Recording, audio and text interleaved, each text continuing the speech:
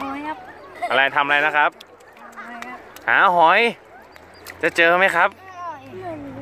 อะไรอะไรครับอะไรฮะหอยตัวเล็ก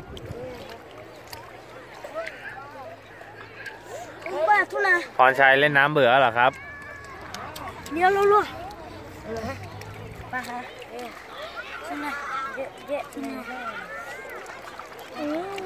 ไหนเจออะไรบ้างคนนี้ฮะโอ้โหคือมาตัวเล็กอะไรนะเล่นด้วยหน่อยเล่นด้วยหน่อยมาเจอแล้วไหนอะไรไม่ใช่ฮะอะไรโอ้โหเก่งจังเลยไหนดูหน่อยสินั่นเปลือกหอยไม่ใช่เหรอไหนดูหน่อยแบมาหน่อยนี่อะไร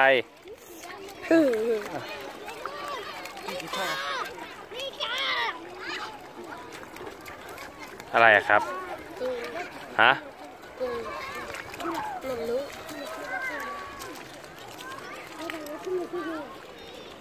เก่งจริงเลย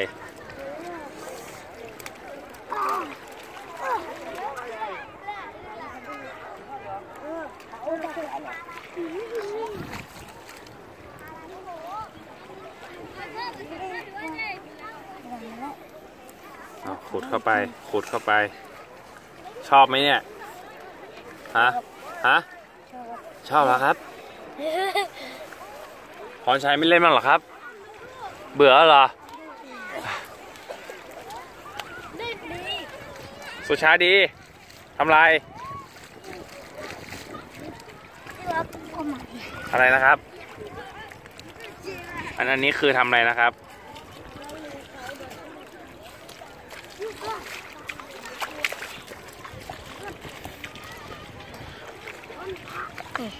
อะไรอันนี้อะไรเขาเรียกอะไรฮะ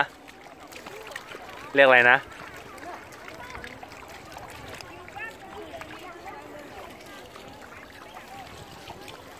เอาเบื่อเล่นน้ำมาหรอ